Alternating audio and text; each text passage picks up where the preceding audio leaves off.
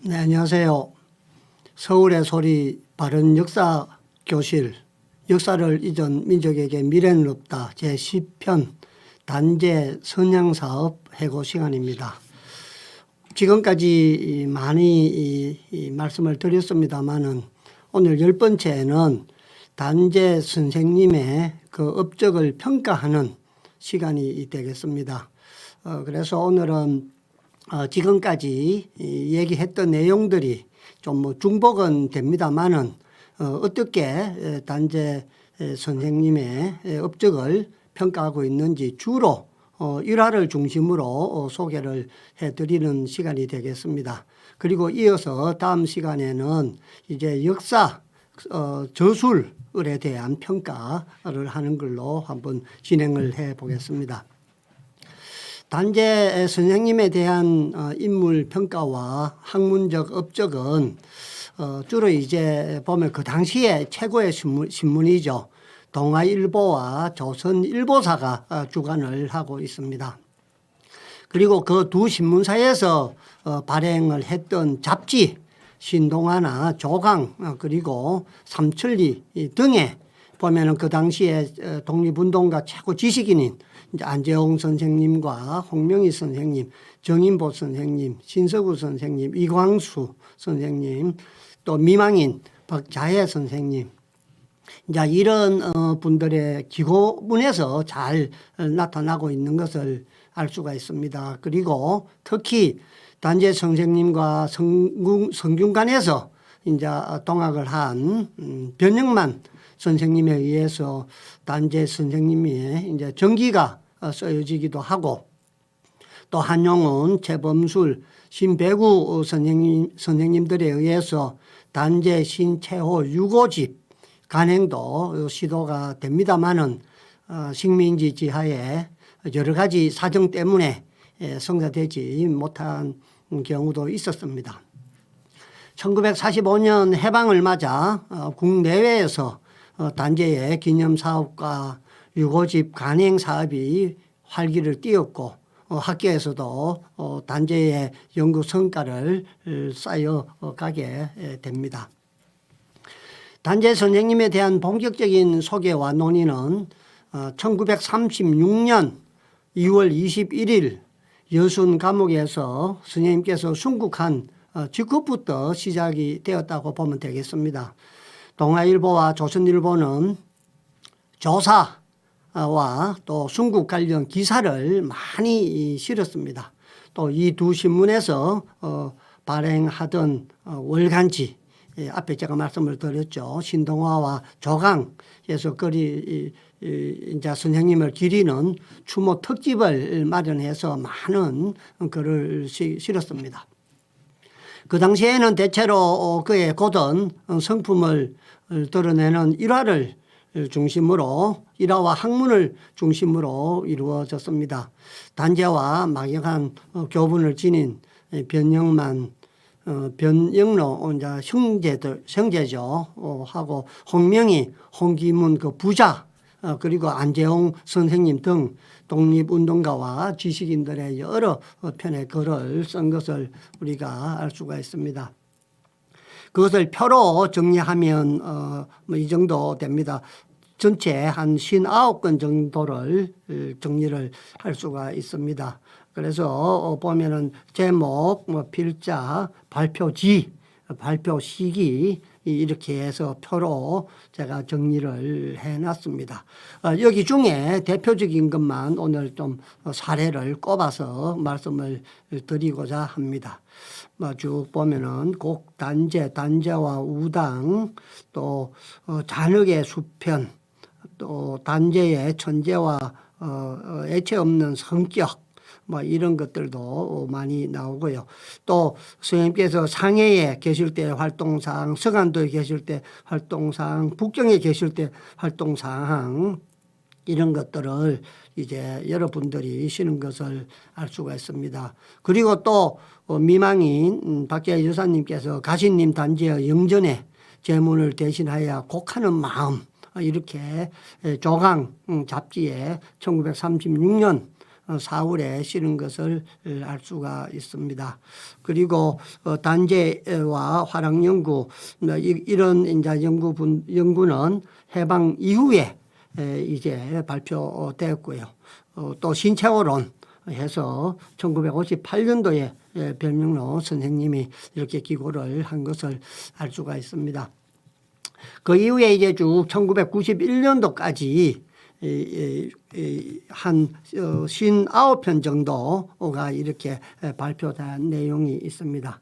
그래서 마지막에 있는 신체호에 대한 이제 정기는 유자명 선생님이 쓰신 건데 독립기념관에 소장본이 되어 있습니다만은 이거는 출판이 안 된 줄로 알고 있습니다. 원고가 유고가 지금 있는 줄로 그렇게 알고 있습니다. 그 중에 대표적인 몇 가지만 좀 소개를 해드리면 변영로 선생님께서 1920년부터 1960년까지 한 4편의 글을 썼는데 단재 선생님의 성격을 잘 보여주는 글들입니다. 변영로는 그의 이제 친형이죠. 변영만 선생님과 단재 선생님이 가까웠기 때문에 망명 전부터 단재 선생님을 잘 기억을 하고 있습니다. 국수주의 항생인 단재 신채호 선생님, 또 잊혀지지 않는 사람들, 신채호론, 신채호 선생 1화 편편 이제 이런 글들을 실었습니다. 우리가 잘 아다시피 변영로 선생님은 시인이고 교육자이시죠. 또 변영만 변호사와 변영태 전 국무총리의 동생이 되고 페미니스트 변진수의 아버지로 아주 유명하신 분입니다. 이분께서 이렇게 글을 많이 써서 단재 선생님의 망명 이전의 모습을 생생하게 저희들한테 전달을 해주고 있습니다. 그 신문에 났던 기사 중 일부 제가 발췌를 해서 이렇게 실어놨습니다. 신채호 선생님의 그 일상을 가장 잘 알던 그가 이제 파시머 1931년 6월 11일자에 실었고 실루엣 또 2, 3을 중앙에 1936년 6월 달에 이제 회고하는 글씨를 쓴 것을 알 수가 있습니다. 그리고 사후에는 제 단재문, 단재전 들을 저술을 했습니다.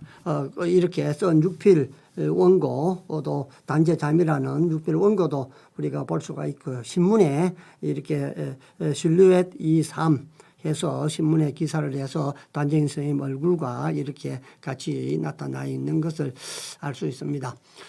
변영만 선생님과 더불어서 가장 가까웠던 사람 인물을 꼽으라면 홍명희 선생님과 정인보 선생님을 들 수가 있습니다.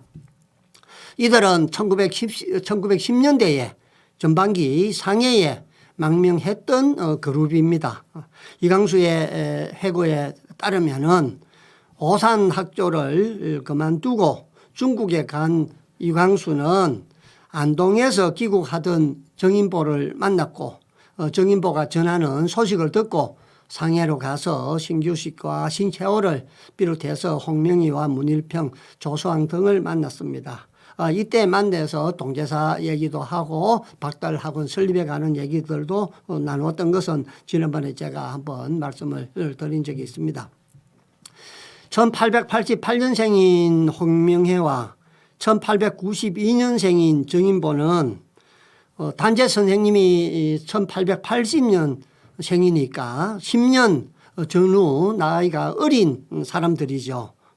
그렇지만은 1889년생인 변영만과도 이렇게 교분을 가질 수가 있었죠.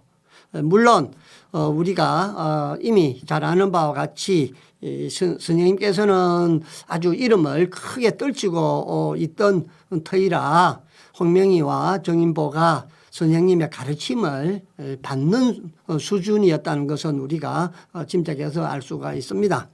홍명희와 정인보가 귀국을 한 뒤에도 선생님들과 인편이나 서로 편지를 주고받으면서 계속해서 지속적인 관계를 맺고 있었습니다. 홍명희 선생님은 우리가 잘 아는 바와 같이 이 소설가죠. 임꺽정, 우리가 잘 아는 임꺽정을 지은 소설가고 독립운동가고 또 민족운동가이죠. 그리고 북한의 정치인입니다. 북한에서 김일성과 같이 배를 타고 있는 모습, 부주석 할 때죠. 그때 모습 사진을 우리가 잘 알고 있습니다. 홍명희 선생님은 1936년 2월 28일자에 조선일보에 곡단제라는 조사를 썼습니다. 그 첫머리에 보면 단제 선생님에 대한 그 애통함, 죽음에 대한 애통함을 적은 것을 우리가 알 수가 있습니다. 그 내용을 조금만 송해를 해보면, 단제가 죽다니 죽고 사는 것이 어떠한 큰일인데 기별도 미리 안 하고 설거머리 죽는 법이 있는가. 죽지 못한다. 죽지 못한다.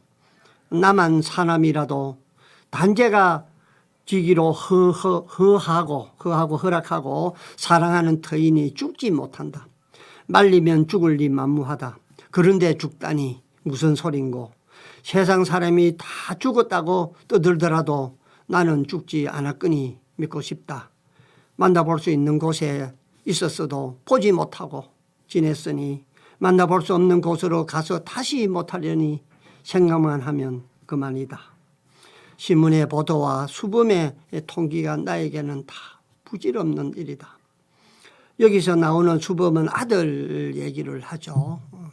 아들이 그렇게 슬퍼하는 것도 다 나한테는 부질없는, 나의 슬픔에 비하면 아무것도 아닐 것이다. 나는 이렇게 슬퍼한다라고 이렇게 곡단제 긴 조사입니다만 첫머리에 이렇게 시작을 하면서 단제의 죽음을 애통해하는 것을 알 수가 있습니다.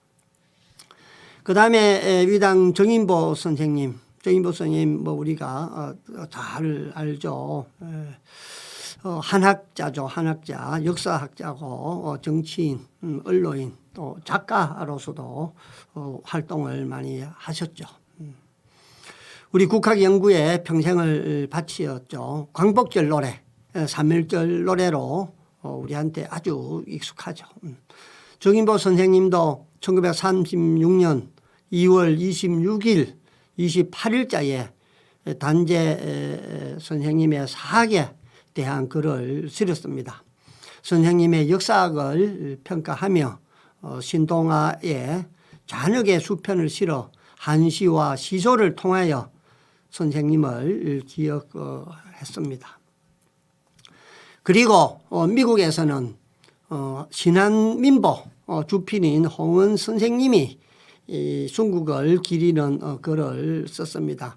저희들이 홍은 선생님에 대해서는 사실 잘 모르지만은 상당히 위대하신 분이죠. 1880년에 출생을 해서 1951년도에 돌아가셨는데 일제강점기 미주에서 신한민보 주필을 하고 대한민국 국민의 부회장을 거쳤고 구미위원회에 화교위원 등을 역임한 독립운동가입니다. 선생님께서도 1936년 3월 26일자에 단제 순국을 기리면서 고 단제 신채호 선생을 조상함이라는 조사를 실었습니다. 홍은은 신채호의 민족 정신을 찬양하면서 안중근의 뒤를 이은 인물로 평가를 했습니다. 그는 단제 스님께서 김부식의 존화주의를 썰어버려 오늘날 한국 민족의 사상이 있게 되었음을 강조합니다. 선생님을 조상함이 민족의 공의이며 가난한 선비에 대한 동정이라고 이런 표현을 쓰시기도 했습니다. 미국뿐만 아니라 중국에서 활동하던 사람도 많이 이 글을 쓰고 이렇게 했는데 그중에 대표적인 사람이 이제 윤세주 선생님이십니다. 조선민족혁명당에서 발행했던 기간지 민족혁명 제2호에 1936년 4월에 진인이라는 이름으로 이제 기고를 했습니다. 우리 윤세주 선생님께서도 1900년도에 출생을 해서 해방 전에 1942년에 돌아가셨습니다마는 일제강점기에 만주에서 항일 비밀 결사 조직인 의열단에 입단해서 활동을 하신 독립운동가죠. 네, 그래서 진인이라는 필명으로 고 단재 신채호 선생님을 추모함이라는 글을 썼습니다. 단재 선생님의 생애가 한국의 현실적 정치 문제를 해결하기 위해서 노력한 것이었고, 그것을 국망 이전에는 무장투쟁을 통해서, 또 국망 이후에는 비합법적 폭력주의로 실현하고자 했다는 것을 지적을 하고 있습니다. 그 글에서 보면 이런 내용이 나옵니다. 한번 좀 길지만은 선생님을 잘 표현한 글이기 때문에 한번 읽어보겠습니다. 선생이 청년으로 처음 사회적 생활에 나옴으로부터 최후의 옥사에 이르기까지의 전 생애는 오직 조선의 현실적 정치 문제를 위한 노력에 일관하였다. 선생이 신문 기자가 된 것도 이로 인함이었고, 조선 역사를 연구함도 이로 인함이었고, 해외에 망명함도 이로 인함이었고, 최후의 옥사도 이로 인함이었다. 그러나 선생의 이 같은 조선 정치를 위한 노력은 혁명적 정책을 떠나서는 있지 아니하였다. 만국 이전에 선생의 구국 정책은 전국적 무장 걸기로서 외적에 대한 민족적 저항이 그것이었다. 그러므로 선생은 4대 사상의 잔물이었던 당시의 의타 외교 정책과 문화 점진 정책에는 격렬한 대립으로서 이를 배격하였던 것이다. 그리고 만국 이후 선생의 혁명 방향은 또한 철저한 비합법적 폭력주의로서 일절 타협적 합법주의자에 대하여 엄정한 비판으로서 이것에 분쇄에 노력하였다라고 윤세주 선생님은 단재 선생님을 평가한 내용들을 우리가 알 수가 있습니다. 그리고 단재 선생님께서 아나키즘 무정부 운동에 투신을 해서 활동을 하다가 위체 사건으로 인해서 기룡항에 체포가 돼서 대리원 감옥에 미결수로 수감되어 있을 때 면회를 하신 분이 계십니다. 바로 이관용 선생님입니다. 그 감옥에서 선생님을 면회한 내용이 조선일보 1928년 11월 8일자에 그 내용이 소개가 되어 있습니다. 그 여러 가지 내용이 많습니다만은 여기에서 선생님께서는 이관용에게 웰즈의 세계 문화사 일본판과 에스페란토 문전 그리고 윤백호 집을 좀 가져다 줄 것을 부탁을 합니다. 무정부주의들이 세계 문자로 에스페란토에 관심을 가졌던 것으로 우리가 알 수가 있습니다. 에스페란토 문전을 가져달라고 한 것을 봐서 이때부터 아나키즘에 대한 관심을 가졌다라고 볼 수 있습니다. 여기에 선생님을 면회한 이관용 선생님도 사실 저는 잘 몰랐습니다만은 이번에 자료를 조사해 보니까 아주 훌륭하신 분입니다. 1894년도에 출생을 하셔서 1933년도에 일찍 돌아가셨는데요. 독립운동가고 언론인이고 교육자입니다. 대한민국 임시정부 파리위원부의 부위원장으로 김규식 선생님과 함께 파리 광화회의에 한국 우리 대한민국 대표로 참여를 했었습니다. 1921년에 스위스 추리대학교에서 한국인 최초로 철학 박사 학위를 받은 인물이기도 합니다. 이분이 대련에서 선생님을 만나서 면회를 해서 이런 부탁을 받은 내용들을 조선일보가 보도한 것을 알 수 있습니다.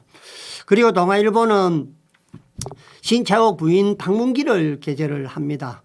선생님께서 감옥에 계실 때 박자의 여사님이 어떻게 사셨는지 그런 내용들을 방문기를 통해서 우리한테 생생히 전해졌습니다. 그때 그 방문했던 기사들이 여기에 동아일보에 난 걸 알 수가 있습니다. 삼파점을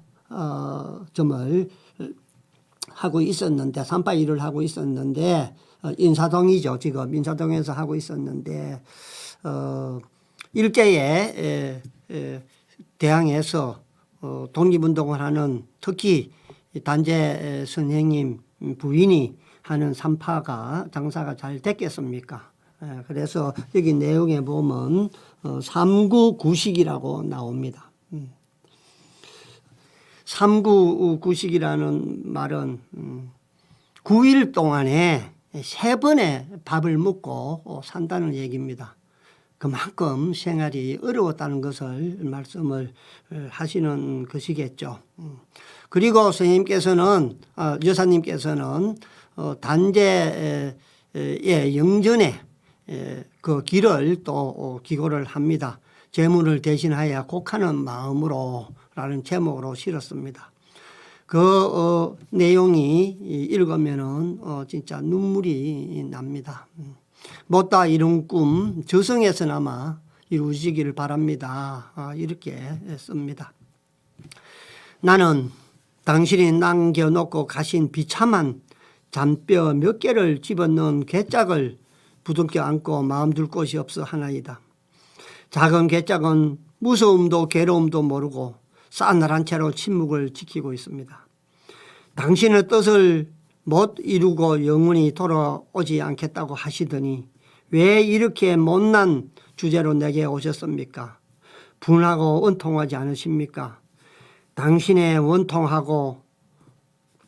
원통한 고호는 지금 이국의 광야에서 무엇을 부르짖으며 헤매나이까? 가시님 단재의 영전 중에 뽑은 내용입니다. 스님께서는 강복이 되지 않으면, 조국을 찾지 않으면 내가 돌아가지 않으리라 이렇게 말씀을 하셨지요. 그러면서 이렇게 싸늘하게 콘크리트 바닥에서 돌아가시고 그 다음날 화장을 한 그 잔뼈를 부여안고 기차를 타고 신의주를 건너서 오면서 일제 경찰과 사복 형사들한테 그 괴짝 안에 든 게 무엇이냐 열어봐라 해서 선생님의 유골이라고 얘기를 했음에도 불구하고 이 나쁜 놈들이 결국 보따리를 풀고 괴짝문을 열어서 그 뼈 조각을 휘저어서 안에 뭐가 숨겨져 있는지 조사를 합니다. 선생님께서는 애놈들 발길에 내 무덤이 차이지 않게끔 나를 바다에 버리라고 하셨는데 이렇게 화장을 해가지고 돌아가셔서까지 일본 놈들한테 능욕을 당하는 그런 것을 느낀 우리 박재 여사님의 심정은 우리가 헤아릴 수가 없습니다. 그런 내용들을 여기에 적은 것을 우리가 알 수가 있습니다. 그리고 조광이라는 잡지가 선생님 추모 특집을 실습니다. 안재홍 선생님이 단재 학설을 소개하고 또 이강수가 중국 망명 이전의 모습을 회고를 합니다. 홍명희 선생님이 상해시대, 이경로 선생님이 서간도 시대, 그리고 이윤재 선생님이 북경시대의 생활상을, 활동상을 소개하고 또 미망인 박자의 여사님의 글로 마무리합니다. 조강에서 이렇게 이제 주로 모습들을 실는 반면에 또 신동아에서도 특집을 마련하는데 신동아에서는 선생님의 이제 성품을 주로 다루고 있는 것을 알 수가 있습니다.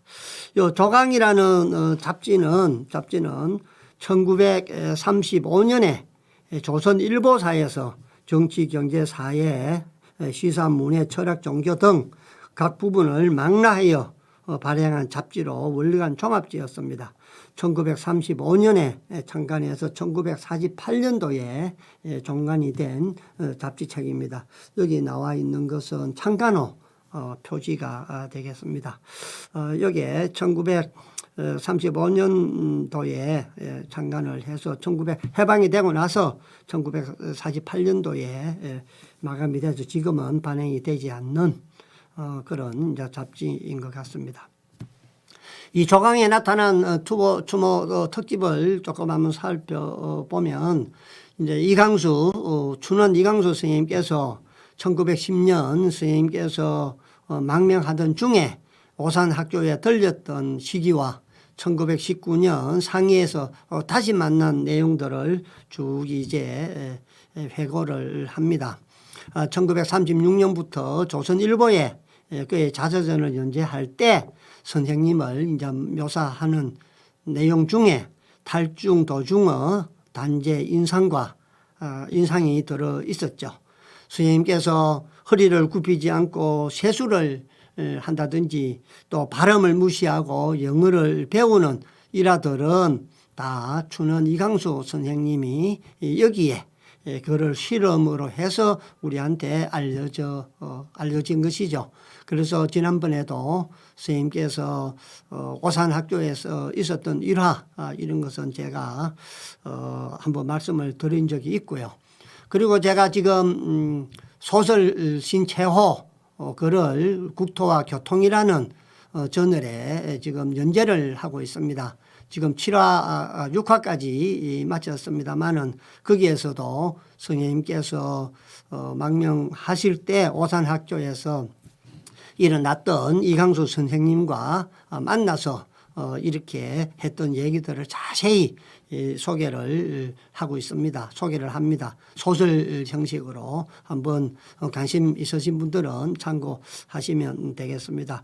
오산중학교의 모습은 지금 이제 체육하는 모습인데 저희들 어릴 때 제가 어릴 때 학교 다니던 저희들 학교 모습하고 똑같습니다.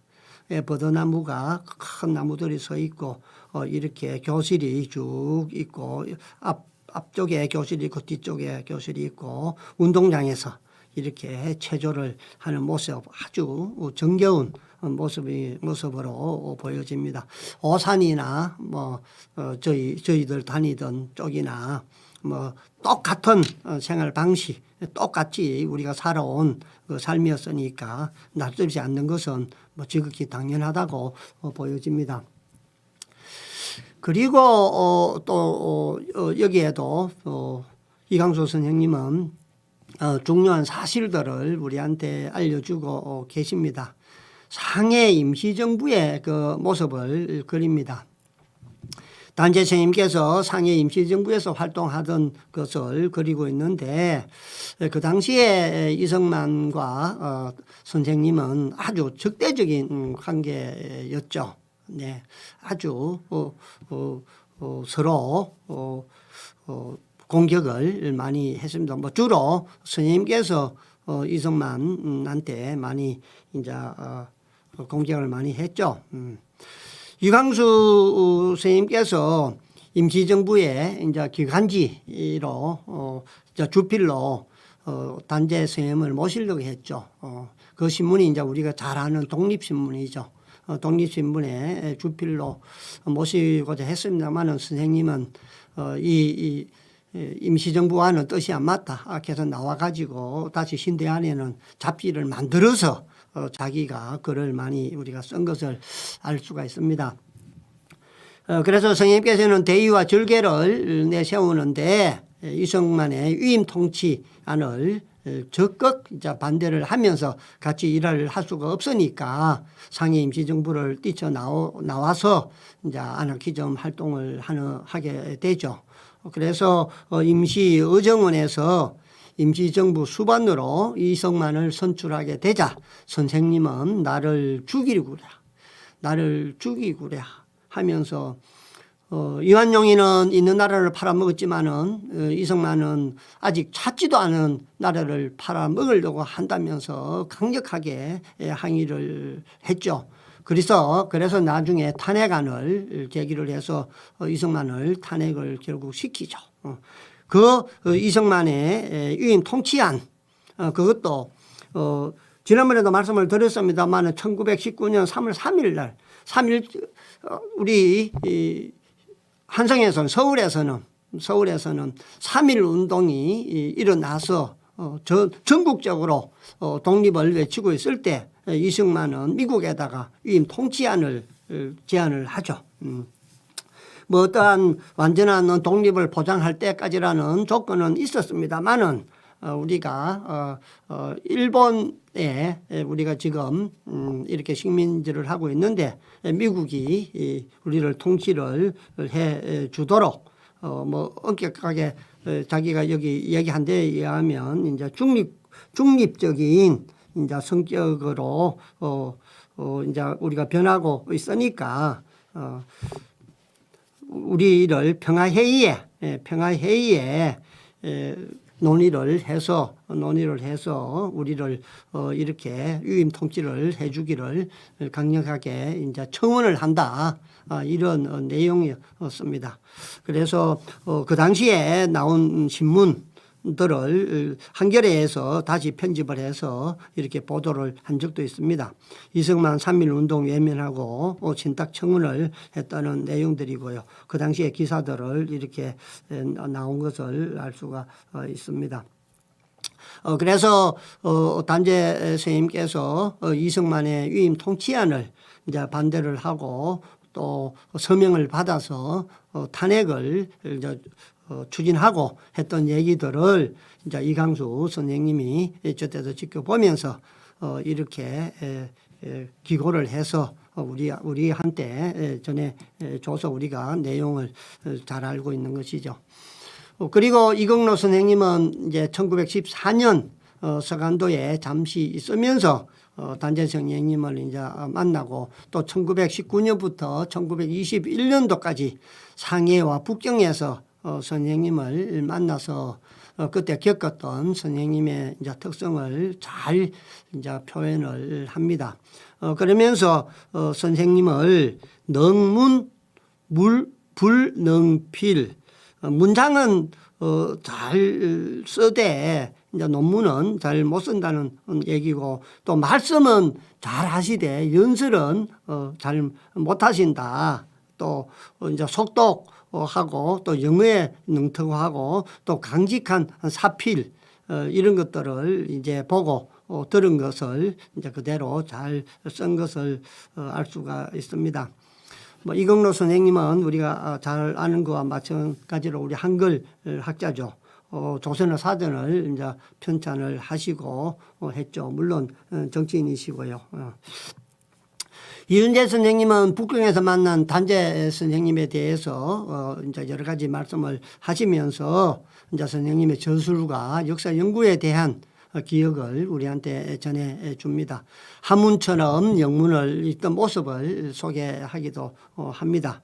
또 만주와 북경의 한국 유적을 답사한 일, 또 집필해 둔 원고가 조선사 통론, 문화편, 사상 변천사편, 강력고, 인물고, 이 다섯 가지 책이 있었다는 것도 이은재 선생님이 회고를 해 주셔서 우리가 이런 작품이 있었다는 것을 알 수가 있었죠. 그리고 미망인 박자의 여사와 영경대학교에 재학을 하면서 이제 선생님과 결혼하는 그런 과정을 저때서 지켜본 것을 이제 기억해서 언급하시고, 또 선생님께서 돌아가신 후에 정황을 전수를 합니다. 우리 이은재 선생님도 해방되기 전에 돌아가셨는데 이제 국어학자이시고 또 3.1 운동에도 참여를 하셨고, 그러해서 3년간 옥살이를 했고 1942년도에 조선의학회 사건으로 또 형무소에 수감되어서 결국 옥살을 하시게 됩니다. 저서로는 표준어 사전과 조선 표준어 사전과 성웅, 이순신 등이 있는 것을 알 수가 있습니다. 아주 훌륭하신 분입니다. 이번에 저도 알게 됐습니다만은 이렇게 훌륭하신 분들이 이렇게 많이 계시는 것은 얼마나 우리가 다행스러운지 모르겠습니다. 그리고 다음 분은 이제 서세충 선생님입니다. 단재 선생님께서 돌아가셨을 때 그 아들과 부인과 같이 여성 감옥에 가서 그 유골을 수습을 해서 가져오신 분입니다. 단재 선생님과 가장 인간적으로 친한 친구로 알려져 있습니다. 그래서 서세충 선생님은 단재 선생님의 양력 활동과 함께 중국에서 이제 논술로 그 이름이 높았던 것을 이제 전해주고 있습니다. 선생님은 별세 후에 가족들과 여순에 가서 시신을 수습하면서 그 스님께서 그 억울하게 돌아가신 그런 모습들을 가장 잘 기억을 하는 이제 인물이라고 보시면 되겠습니다.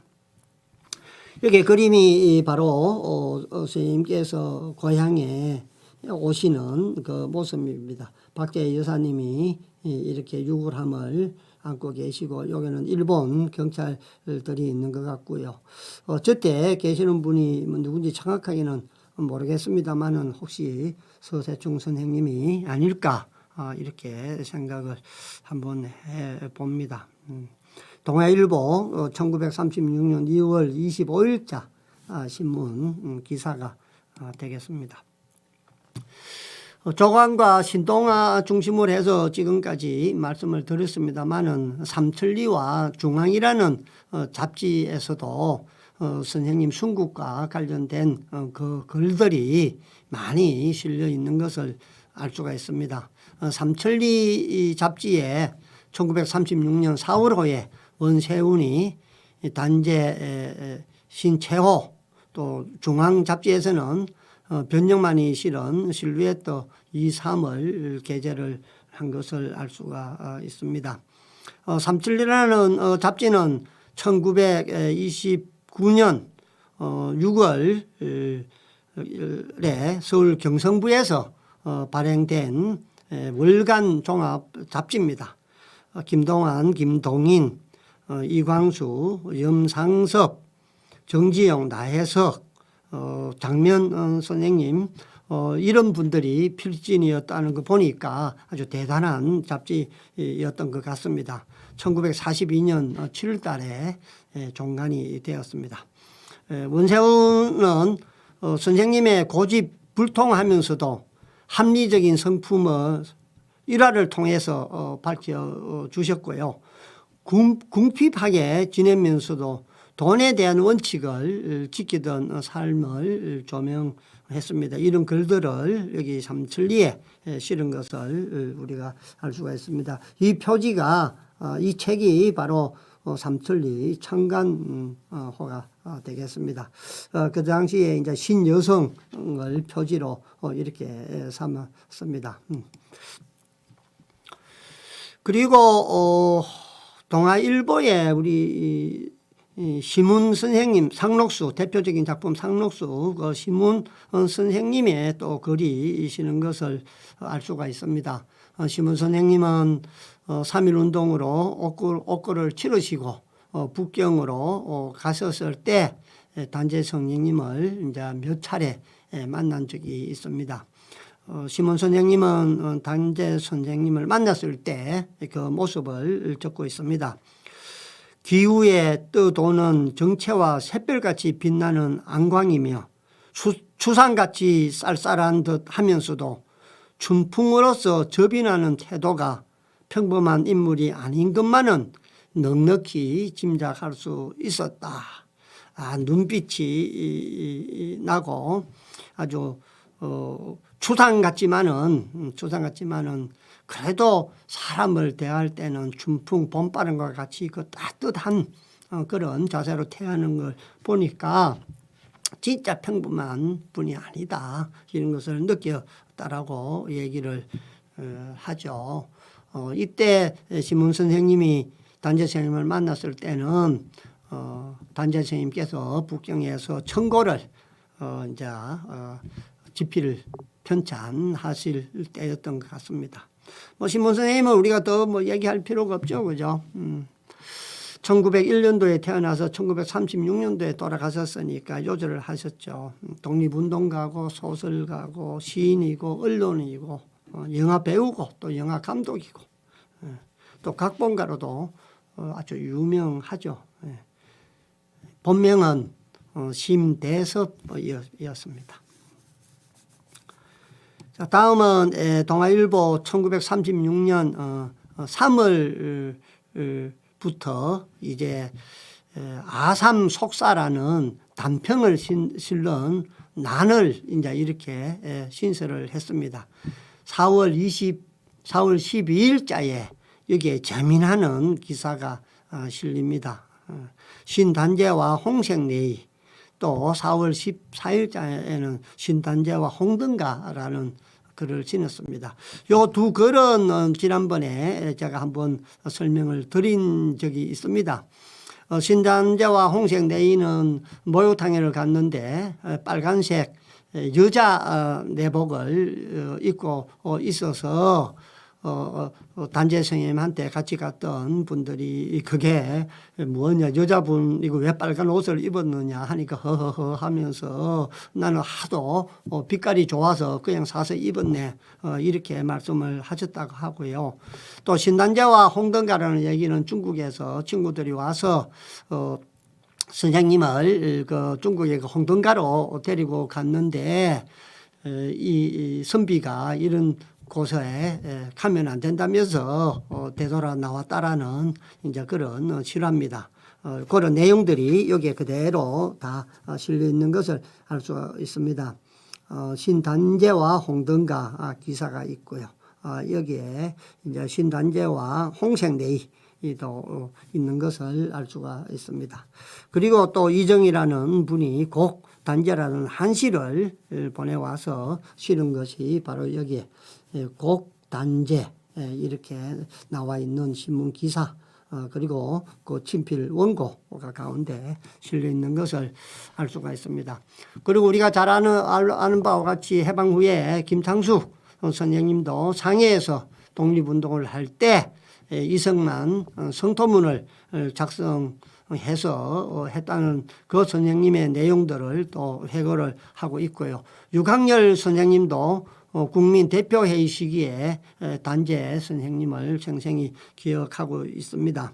김창수 선생님께서 독립운동 비화에서 단재 선생님의 그 이승만 성토문을 작성해서 연판장을 돌려서 서명을 받았던 그런 이제 내용들을 이렇게 신문 기사를 통해서 얘기를 했고요. 특히 이 선생님과 친족이죠. 신배구 선생님은 해방 이후에 여러 차례 선생님의 기일을 전후해서 추도사를 지었습니다. 또 선생님을 회고하는 한시도 많이 지었습니다. 여기 오른쪽에 나와 있죠. 오른쪽에 여기가 예간 선생님이시고요. 예간 선생님은 육군 군무학교 학교에 다니시다가 울산의학에 분통해서 자살을 기도했는데, 음독 자살을 기도했는데 다행히 깨어나서서 한쪽 눈을 실명을 하셨죠. 그래서 늘 이렇게 검은 안경을 끼고 다녔었는데, 그래서 스스로 호를 외간이라고 지었습니다. 헐겨 볼 외자를 써서 일본 놈들을 똑바로 안 보고 늘 헐겨 보기 위해서 이렇게 했죠. 다 똑같은 집안의 일가입니다. 가운데 있는 사람이 이제 신서구가 되고요. 그 다음에 왼쪽이 이제 단재 신채호 선생님입니다. 나이는 신배구가 가장 적지만은 촌수가 가장 높습니다. 그래서 가운데 서시를 해서 이렇게 좌우에 세 사람이 찍었는데, 이 세 사람이 산동 삼재라고 했습니다. 세 사람의 천재라고 얘기를 했죠. 그래서 북경에서 이렇게 세 사람이 만나서 사진을 찍은 것을 우리가 유일한 단재 선생님의 사진 중에 한 장으로 우리 우리가 기억을 하고 있습니다. 조경환 선생님도 우리 단재 선생님을 만난 것을 이제 다 이렇게 적고 또 이름 경한 한문으로 이름을 이렇게 쓰게 된 것을 선생님으로부터 받은 그 일, 또 선생님으로부터 영향을 받은 일들을 회고하기도 합니다. 그 선생님 아들 장남 심수범 선생님, 저희 지금도 살아계시는 이덕남 여사님의 남편 부분 되시죠. 심수범 선생님께서도 1971년 나라 사랑이 마련한 신최호 특집에서 아버님 단재라는 글을 실습니다. 부친의 운명과 유물 또 장래에 관한 일들을 쭉 적은 것을 알 수가 있습니다. 이현상 선생님도 신체호 묘를 참배하고 추모하는 시를 남겼습니다. 여기가 오른쪽이 단재 선생님께서 두 아들한테 받기에 그 부인한테 보내는 친필 편지입니다. 글씨는 뭐 좀 되게 못 쓰셨죠, 그죠? 그래서 문장은 잘 지으시되 글씨는 좋지 않았다라고 말씀을 하십니다. 그러면서 여기 이제 아버님 단재해서 기고문에 나와 있는 내용이 있습니다. 아주 구구절절합니다. 그 사모님 박계희 여사님의 쓰신 글과 아드님이 쓰신 글을 같이 읽어보면 진짜 가슴이 메입니다. 그리고 우리가 한번 여기서 눈여겨봐야 될 게 한 가지가 있습니다. 상해에서 신채호 학사를 건립한 기사가 나옵니다. 1959년 4월 단재 학사가 주최한 단재 23주기 추도시 홍보 자료에 보면은 단재 신채호 선생 이제 추도식 이걸 홍보하는 책자 앞에 그 주체가 단재 학사라고 딱 이렇게 명시가 되어 있는 것에서도 신채호 학사가 있었구나 이런 것을 우리가 알 수가 있죠. 1946년도에 중국 상해에서 학사를 건립하고자 한 움직임이 있었다는 사실입니다. 신채호 학사는 한국인들만의 발의가 아니라 중국인들도 참여하였는데 아마도 무정부주의자들이 이를 추진한 것이 아닌가 이렇게 짐작을 하기도 합니다. 그런데 그 당시에 그 내용들을 저희들이 찾아보면은 나라사랑이라는 책에 보면 이 내용들이 또 나와 있습니다. 지금 신문 기사나 여기에 있는 것보다도 더 자세하게 요 나라사랑에 보면 내용이 나와 있습니다. 1945년 여기에는 1946년이라고 했습니다만은 여기에는 1945년이라고 얘기를 합니다. 그러니까 1945년도에 학사를 건립했다고 하는데 여기는 1946년 초에 건립하고자 한 움직임이 있었다라고 얘기하는 거 보면 조금의 시차는 있습니다. 네. 그렇지만은 있었던 것은 분명한 사실인 것 같습니다. 중국 측에서 세계사 대표 이석정 선생님께서 이제 북정대학에 여기 교수로 계실 때 단재 선생님께서 도서관에 가서 자료를 보실 수 있도록 그렇게 편의를 제공하신 분이죠. 예, 이석정. 그 다음에 중국 학예 정관 대표인 양중락, 상해 생물학 연구소 대표인 주설 등이 있었고, 한국 측에서는 정화암 선생님, 유자명 선생님이 협조해서 조선의 학술, 문화를 세계에 소개하기도 했답니다. 특히 단재 선생의 유고를 모아서 중국 영문으로 세계 학계에 과시하려고 계획을 했다는 것이죠. 조선 식자의 후원을 요청하다. 이런 내용이 있습니다. 그래서 저희들이 추진하고자 하는 것이 뒤에도 말씀을 드리겠습니다마는 단재 선생님 기념 사업회가 있고 그 밑에 제가 교장으로 있는 신채호 단재 학당이 있습니다마는 기념 사업회에서는 선양 사업을 지금 잘해주고 계시고 좀 부족한 부분 바로 여기서 이야기하는 신채호 학사를 오늘날 이름에 맞게끔 제가 단지 학당으로 이름을 지은 것이고, 이 신채호 학사가 하고자 했던 일, 우리 이 조선의 학술 문화를 세계에 소개하고 특히 선생님의 유고 글들, 사상과 철학들을 중문과 영문으로 세계 학계에 과시하고 전파하고 또 그걸 유적을 답사해서 성역화하고 중국과 블라디보스톡 상해부터 시작해서 북경까지 또 기륭항까지 이런 단재 선생님의 루트를 따라서 우리가 유적을 찾고 발굴하고 성역화하는 사업, 그래서 단재학을 확립하고 단재 선생님의 사상과 철학을 세계화하는 작업을 제가 이어서 하려고 하는 것이죠. 여기에서도 조선 식자들의 많은 후원을 요청하다 한 것과 마찬가지로 저도 우리 시청자 여러분들의 많은 후원과 지원이 있어야 이때 하지 못했던 이런 일들을 지금이라도 우리가 해야 된다, 이런 사명감을 가지고 하고 있으니까 많은 관심과 지원을 한번 부탁을 드립니다.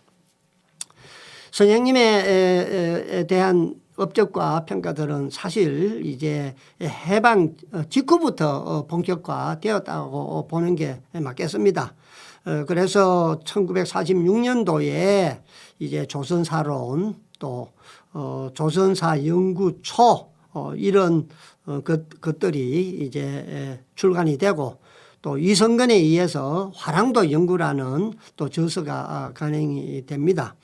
그래서 이성근 선생님은 우리 단재 선생님에게 사숙하고 영향을 받은 것을 이렇게 밝히고 있습니다. 또 김경일은 화랑의 혈맥이라는 잡지를 발간을 했습니다. 그 잡지를 통해서 신단재와 화랑연구라는 글을 실었습니다. 화랑연구에 있어서 단재의 선구적 업적을 소개합니다. 해방 이후 단재에 대한 관심은 화랑연구에서 출발을 했다, 이렇게 보셔도 되겠습니다. 그리고 1954년도에 단재 유고 출판회가 조직돼서 출판 일을 기획한 것을 우리가 알 수가 있습니다. 학문적으로는 이제 1970년대에 들어와서 많이 이제 확산이 됩니다. 홍희석, 김용석, 김철준, 신용화, 최인구, 이만열, 안병직, 한영우, 배용일, 박찬성 등 많은 우리 역사 학자분들이 단재 선생님의 역사학과 계몽운동, 독립운동 등에 관심을 가지기 시작해서 저술을 하기 시작합니다. 신일철과 같은 학자분들과 이경선, 이동순 등 국문학자들, 그리고 국외에서도 많은 사람들이 단재 선생님에 대한 저술들을 작성하고 관심이 모아지기 시작하는 게 바로 1970년대다, 이렇게 보면 됩니다. 그 중에 이제 대표적인 분이 일본 사람 가지무라와 김병민, 저희들 이제 제중 동포죠. 중국 연변대학교 총장을 하신 김병민 이제 총장님이 대표적인 분이라고 보면 되겠습니다. 가지무라라는 분을 저도 이번에 처음 알았습니다만은 가지무라 히데키는 1950년대 후반부터 제1 한인사를 연구하고 조선사 연구 발전에 공헌한 일본인 역사가입니다. 지식으로서 양심 있는 지식인들을 대변한 일본의 역사 학자로 이렇게 평가를 받고 있습니다. 1935년 7월 4일 도쿄에서 출생을 했죠. 59년도에 도쿄대학 문학부 동양사학과를 졸업하고 63년 도쿄대학원 연구소에서 박사과정을 마치지 못하고 중퇴를 하고 69년도 도쿄대학에서 동양문화연구소 조교수로 이제 재직을 합니다. 1973년도에 가나가와 대학교 조교수를 거쳐서 79년도에 교수가 됩니다. 1989년도에 사망을 했는데 일본의 양심 있는 사학자로서 각광을 받는 것을 알 수 있고, 그 다음에 이제 대표적인 그 작품이 또 주장이 내재적 발전론입니다. 우리 지금 반일 종족주의에서 얘기하고 있는 식민지 근대화론, 우리 조선이 이만큼 잘 먹고 잘 사는 것은 일본인의 덕택이다. 식민 통치가 우리를 이렇게 발전을 시켰다라고 하는 근대화 식민화론에 맞선 내재적 발전론. 우리 식민 통치가 없었더라도 우리는 자체적으로 개혁을 통해서 발전을 할 수 있었다라는 주장, 내재적 발전론입니다. 그것을 주장한 사람이 바로 가지무라 히데키인 것을 우리가 알 수가 있습니다. 그의 책들을 한번 사가지고 보면 좋겠다라는 생각이 듭니다. 같이 일독을 권합니다. 그 이후에 이제 단재 선생님에 대한 이제 기념 사업회가 만들어지고 또 그 기념 사업회를 통해서 이제 전집이 만들어지기 시작합니다. 그래서 단재 신채호 선생 기념 사업회에서 편집한 단재 신채호와 민족 사관이라는 책이 형철 출판사에서 나오고, 또 신채호의 사상과 민족 독립운동이라는 책이 나오고, 또 단재 신채호 연구 논문집이 충북대학교에서 나오고, 단재 신채호의 현대적 조명 대전대학교 지역협력연구원이 엮어서 이런 책들이 계속 나옵니다. 그래서 공동 연구소들이 간행되는 것을 알 수가 있습니다. 그리고 1980년대에 들어와서 신용환 선생님이라든지 이만열 선생님, 좀 전에 말씀드렸던 연변대학교 총장 김병민 총장님으로부터 이제 전문 연구소들이 출판되기 시작을 하죠. 1980년대에 이후에 그 수량이나 질적인 면에서 많이 이제 증가 확대되는 것을 알 수가 있습니다. 바로 여기 계시는 분이 김병민 연변대학교 총장님이 되겠습니다. 그래서 1970년대에 이제 이러한 전집들이 발간되기 이제 시작을 하는데 1972년도에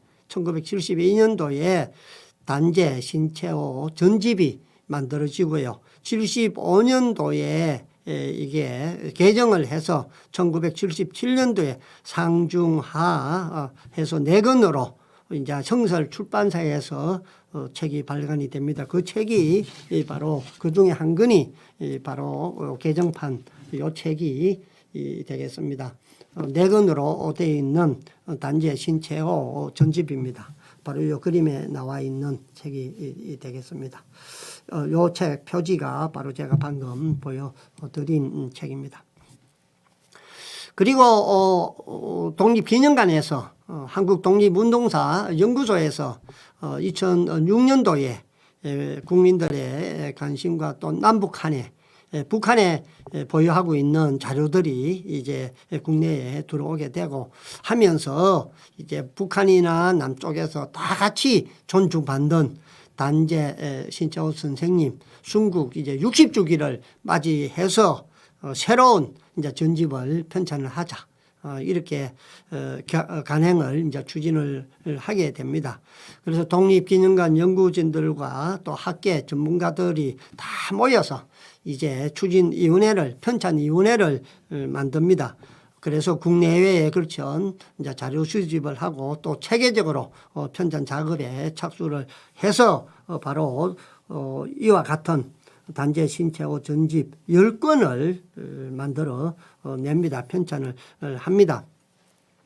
그 과정을 제가 적었습니다만 뭐 다 설명을 드릴 수는 없고 제1권에서 조선 상고사, 제2권은 조선사 연구초, 제3권은 독사실론과 대동제국사선, 조선상고문화사 등 3권의 역사편이죠.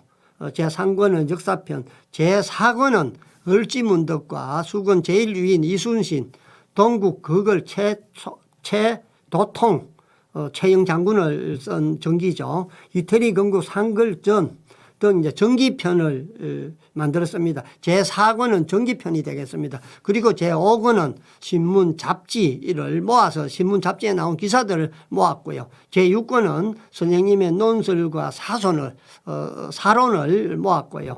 제7권은 문학, 제8권은 독립운동, 제9권은 단재론과 연보를 편찬해서 9권의 단재 신채호 전집을 마무리했습니다. 여기에 9권이지만은 한 권은 이제 총괄 목차편이 한 권이 있습니다. 그래서 총 10권이 되겠습니다. 그 중에 한 권이 바로 제9권 단재 신채호 전집 책이 이렇게 생긴 것을 알 수가 있습니다. 독립기념관 한국독립운동사 연구소에서 편했습니다. 김사뭉 선생님께서 박사님께서 그때 기념관장을 하실 때 아주 큰 일을 하셨습니다. 하나같이 단재의 민족주의 사학을 대표하는 중요 저술과 웅원한 역사 문학을 포함한 유문을 집대성한 것이죠. 또한 단재의 국내외에서 외국적 자취를 밝힐 관련 자료들을 수합해서 만들어낸 것입니다. 이 책은 지금은 독립기념관에서만 작성을 해서 배포를 해서 지금 시중에서는 이 책이 살 수가 없습니다. 한정판으로 만들어졌다고 보면 되겠습니다. 이상으로 단재 선생님에 대한 일화 소개나 또 우리 독립운동가나 훌륭하신 지식인 또 외국에 계시는 분들이 단재 선생님을 평가한 내용들에 대해서 소개를 해드렸고요. 그럼 지금부터는 단재 선생님의 선양 사업의 그 현황에 대해서 간단히 좀 말씀을 드리겠습니다. 주로 단재 신채호 선생 기념 사업회에서 선양 사업은 주도적으로 하고 있습니다. 1952년도에 발족을 했습니다. 최초의 회장님은 그 유명하신 우리가 존경하는 이현상 선생님께서 초대 회장님을 1982년까지 10년간을 맡아 오셨습니다. 그리고 나서 그 이후에 사단 법인으로 2004년도에 이제 바꿔서 주 김원웅 회장님으로부터 시작을 해서 현재는 국회의원 이장섭 의원님이 대표 회장을 맡고 있습니다. 기념사업에서는 여러 가지 사업을 많이 합니다만은 다 소개시킬 수는 없고요. 말씀드릴 수는 없고 홈페이지에 나와 있는 내용 중에 기념사업, 교육, 문화 사업들이 많이 있습니다. 그래서 단재 추모부터 시작해서 전국 단재 역사 퀴즈 대회, 전국 단재 청소년 글짓기 대회, 또 청소년과 함께하는 단재 유적 답사, 그다음에 여러 가지 참여 프로그램, 단재 학술 세미나 이런 것들을 하고 있습니다. 기념 사업으로서는 매년 12월 8일 날 단신일 기념식을 하게 되고 2월 21일 날 순국제 추모 행사를 하게 됩니다. 이번 단신일 기념일은 12월 8일 날 대전에 소재한 단재 선생님 생가에서 개최를 합니다. 그래서 같이 가실 분들은 저희들하고 버스로 서울에서 같이 출발을 하면 됩니다. 또 자주 독립정신 개성 사업도 많이 하고요. 학술 대회라든지 퀴즈 대회, 글짓기 대회, 기타 강연 이렇게 많이 사업을 하고 있습니다. 또 대중문화예술 출판 사업도 많이 하고 연극, 매년 연극도 한 편씩 올려서 호응을 많은 시민들한테 호응을 받고 있습니다. 그리고 출판 산업도 청고와 같은 선생님께서 출판하신 책 제호를 그대로 따서 청고를 계속해서 발간을 하고 있습니다. 또 다양한 활동을 하죠. 이전에는 2017년 이전에는 단재 신채호 선생 기념 사업회가 있었고 또 단재 문화예술 축전위원회가 있었습니다. 이것을 통합해서 한꺼번에 저희들이 행사를 많이 하고 있습니다. 그 행사 사진들은 이렇게 쭉 볼 수 있고요. 세미나부터 시작해서 토론회 이 사이에 또 연극 공연하는 이런 것도 다시 우리가 알 수가 있고요.